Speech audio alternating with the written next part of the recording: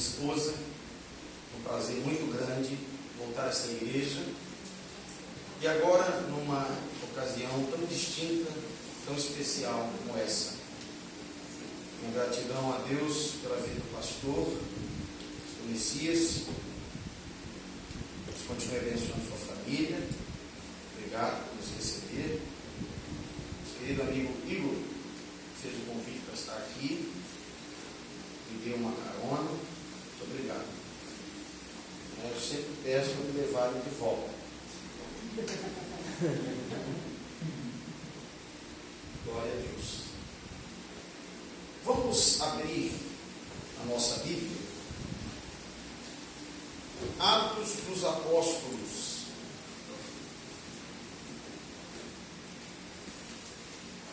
Livro de Atos dos Apóstolos.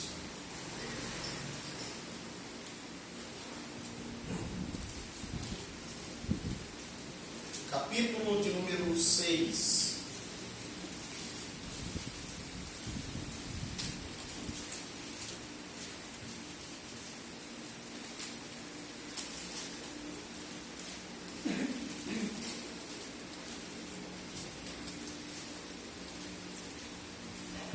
Irmãos, de vez em quando, algumas pessoas me procuram para falar um pouco sobre teologia.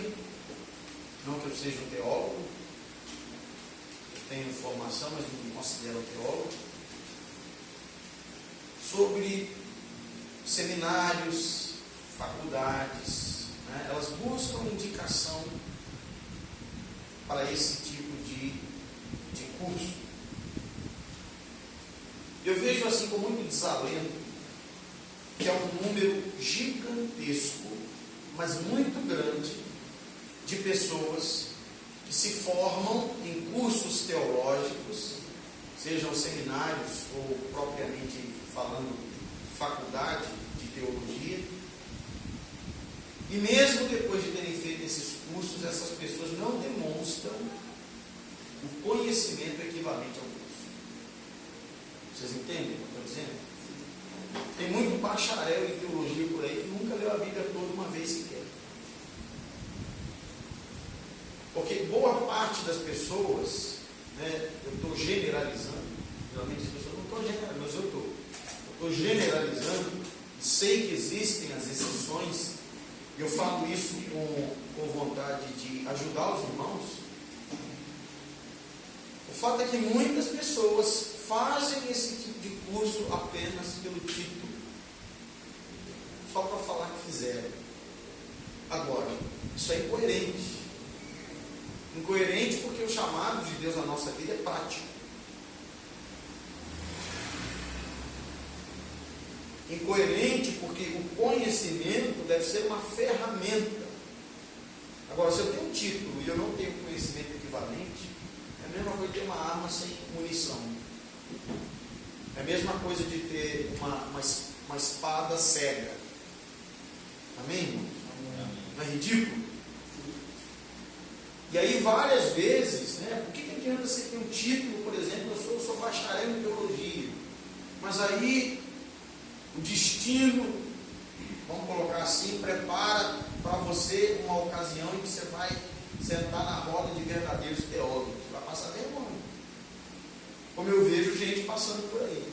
Porque tem o título, mas não tem o conhecimento equivalente. O que nós estamos vivendo aqui hoje, assim, me deixa numa alegria. Hoje eu tenho uma esposa que convive comigo, me conhece, portanto pode testificar do que eu digo.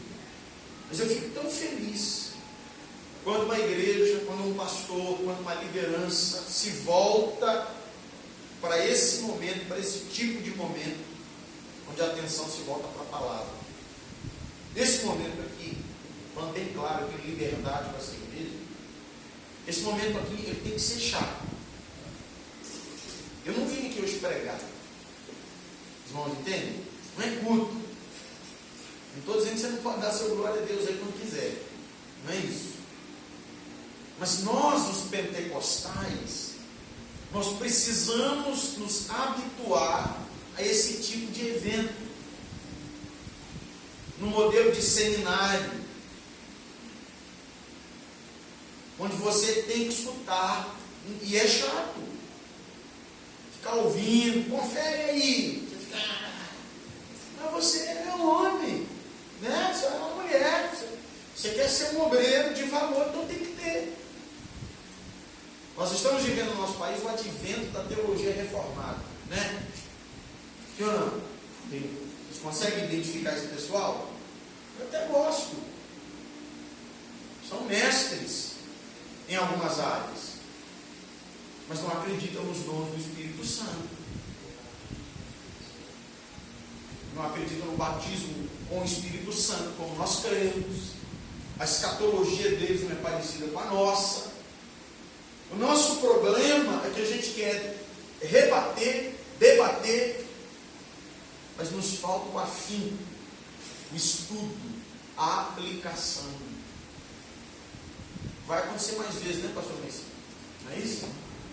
Então, ó, quando for acontecer, primeiro, tira o seu cochilo em casa. Coloca aqui como amigo.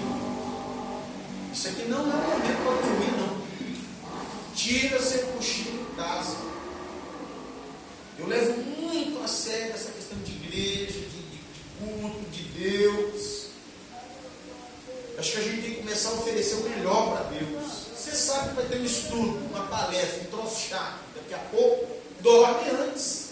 Tira seu cochilinho para você chegar aqui nos próximos sábados inteiros, para que você aprenda. Amém? Amém. Não, já começou chato, então está no caminho certo. Vamos lá. Atos 6.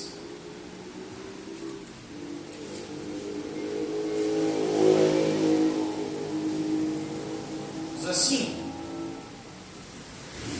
ora, naqueles dias, crescendo o número dos discípulos, houve uma murmuração dos gregos contra os hebreus, porque as suas viúvas eram desprezadas no ministério cotidiano. No estudo, por exemplo, você não deve trazer uma Bíblia NVI. E os 12, convocando a multidão dos discípulos, disseram: não é razoável que nós deixemos a palavra de Deus e sirvamos as mesas. Escolhei, pois, irmãos, dentre vós 7 varões de boa reputação, cheios do Espírito Santo e de sabedoria, aos quais constituamos sobre este importante negócio. Mas nós, os apóstolos, disseram: perseveraremos na oração e no ministério da palavra. E este parecer contentou toda a multidão, e elegeram Estevão, homem cheio de fé e do Espírito Santo, e Filipe, e Prócoro, e Nicanor, e Timão, e Pármenas, e Nicolau, prosélito de Antioquia. E os apresentaram ante aos apóstolos, e estes, orando, lhes impuseram as mãos. Veja o versículo 7, que lindo. E crescia a palavra de Deus, e em Jerusalém se multiplicava muito o número dos discípulos. Olha a última parte do versículo 7. E grande parte dos sacerdotes obedecia à fé. Louvado seja Deus. Abre comigo em Atos, capítulo 1.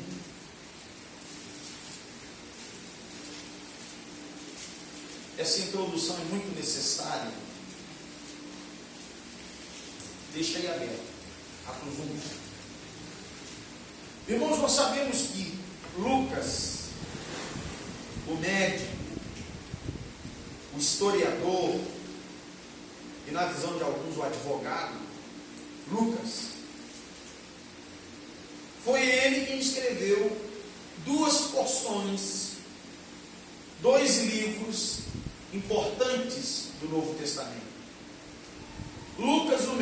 médico escreve o Evangelho segundo Lucas, ou seja, o terceiro dos evangelhos na organização do nosso cânon.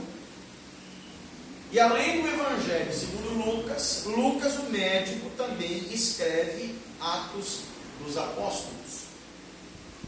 A título de informação, Lucas não foi discípulo de Jesus. Ele não foi um dos apóstolos de Jesus.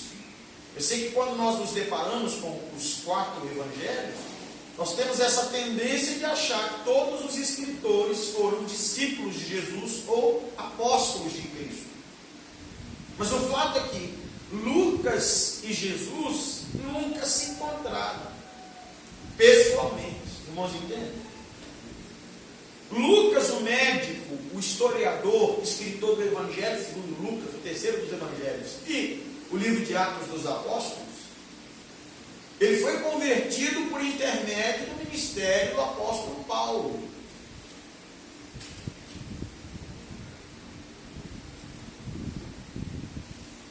E Lucas escreve o Evangelho segundo Lucas e o livro de Atos dos Apóstolos com um destinatário primário. Quando Lucas escreve os 2 livros que ele escreveu, se os irmãos verem capítulo 1, verso 1 do livro de Atos, os irmãos vão ver que Lucas chama os seus próprios escritos de tratados. São 2 volumes, 2 tratados, 2 livros. Quando Lucas escreve esses 2 tratados, ele tem como destinatário primário e objetivo primário, ou objeto primário, um homem chamado Teófilo. Está aí o nome dele revelado em Atos 1, viu aí? Quando Lucas escreve o Evangelho segundo Lucas e Atos dos Apóstolos, ele escreve primariamente para esse homem chamado Teófilo, que era um homem romano. Agora, o objetivo de Lucas escrever esses 2 volumes, ou esses 2 tratados, ele mesmo esclarece. Olha aí, Evangelho de Lucas, capítulo 1.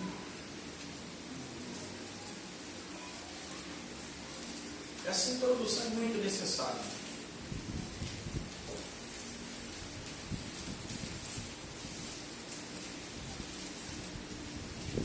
Eu ia até alternar a leitura com os irmãos, mas como comigo o tempo voa, eu não sei o que acontece, toda vez que eu vim pregar aqui, acho que o pastor Messias vai ficar assim, não estou ligado no que eu passo do horário.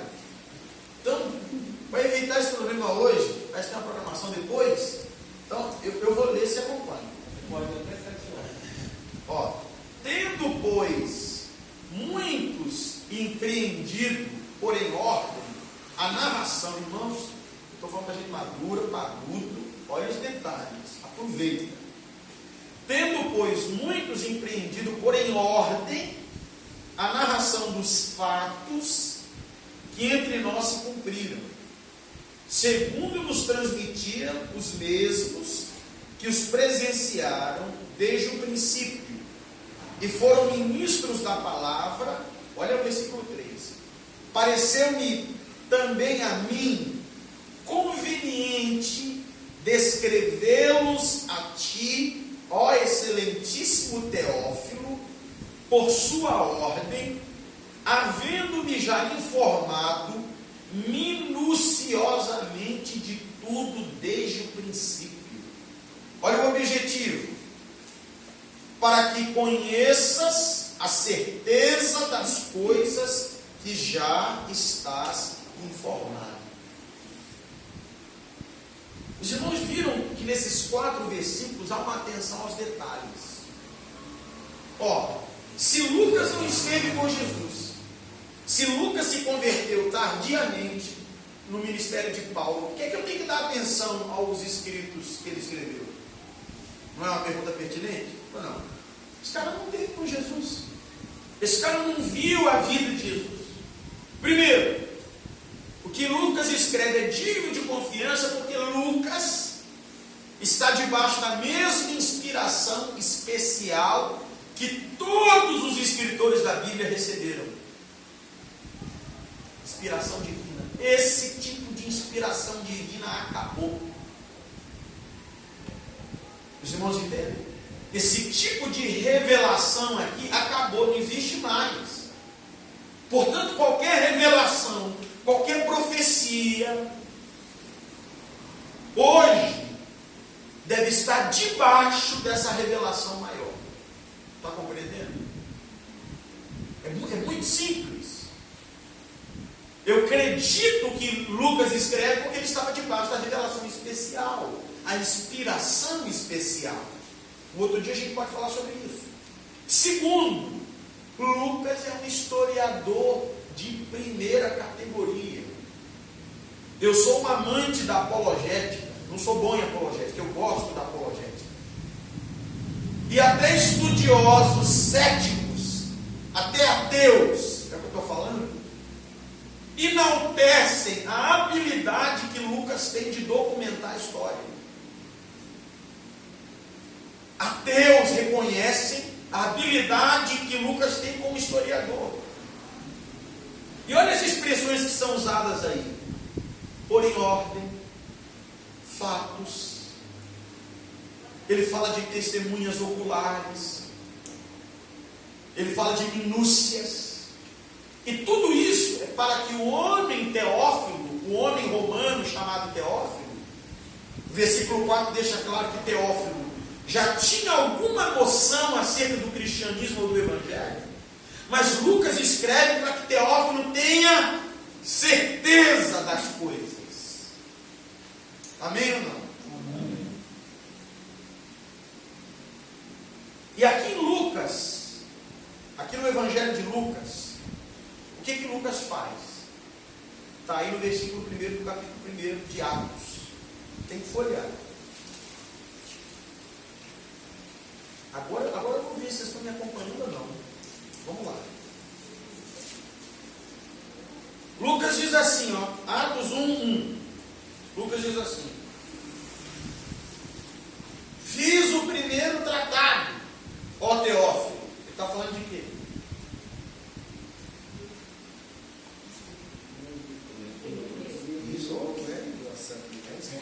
Fiz o primeiro tratado, é uma clara referência ao primeiro livro que ele escreveu, que é o Evangelho de Lucas. E aí ele vai sintetizar o conteúdo do primeiro tratado.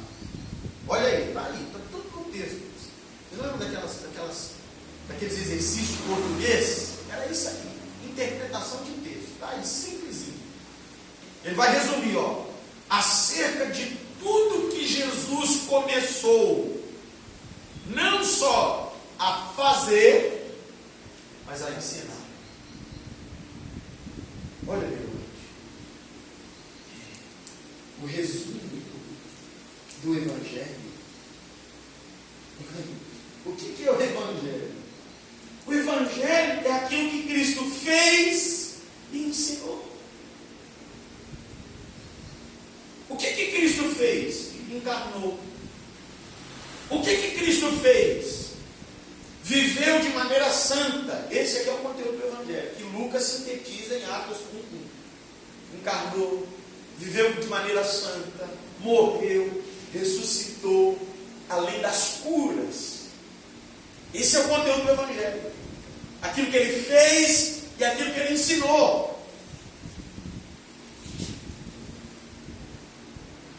Lucas, o médico, está resumindo o conteúdo do primeiro volume, do primeiro tratado. Amém ou não, gente? Amém. Ainda em Atos 1, ainda em Atos 1,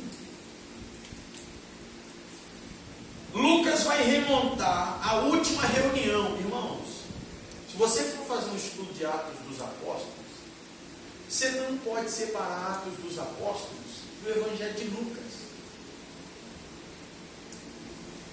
Em algumas organizações da Bíblia, inclusive, nem se faz distinção entre esses dois livros. Coloca-se como um livro só, porque ele é sequencial. Agora, o nosso cano, a nossa Bíblia, ela é organizada assim, propositalmente. Preste atenção. Porque Atos dos Apóstolos, o livro de Atos, faz uma ligação indispensável. Preste atenção. Atos dos Apóstolos faz uma ligação entre os evangelhos. Você já sabe o que é, do que se trata. Aquilo que Cristo fez e ensinou. A obra de Cristo, a vida de Cristo. Atos faz uma ligação entre os evangelhos, que é uma porção importante do Novo Testamento, e as cartas de Paulo, que são uma outra porção importantíssima do Novo Testamento. As cartas de Paulo são doutrinárias. A doutrina da igreja vem dos ensinos de Cristo e dos ensinos de Paulo. E Atos dos Apóstolos faz essa ponte.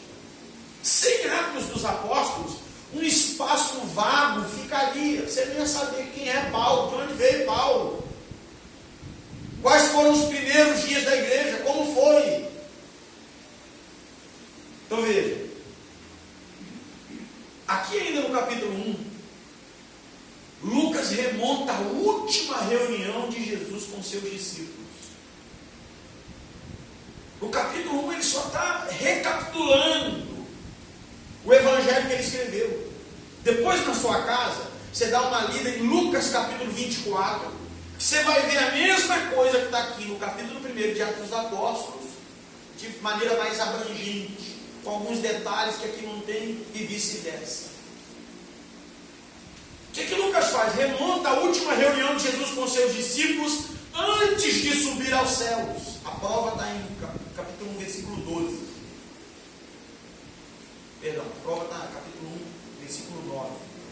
E quando dizia isto, vendo eles, foi elevado às alturas de uma nuvem e o recebeu, ocultando de seus olhos. Está vendo? É a última reunião, são as últimas palavras de Jesus. Quais foram as últimas palavras de Jesus aos seus discípulos?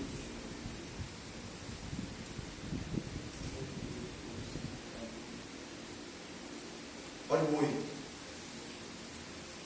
Mas recebereis a virtude do Espírito Santo, que há de vir sobre vós. Sereis testemunhas, tanto em Jerusalém, como em toda a Judéia e Samaria e até os confins da terra. As últimas palavras de Jesus para a sua igreja, irmão, isso aqui é para os apóstolos? É para os apóstolos? Também. Mas não exclusivamente. É só para os pastores? Essa aqui é uma palavra para a igreja. Aqui está a principal tarefa da igreja, a principal missão da igreja. Está aqui, não sou eu que digo, é Jesus. São as suas últimas palavras. Ele diz: ó, vocês vão ficar em Jerusalém,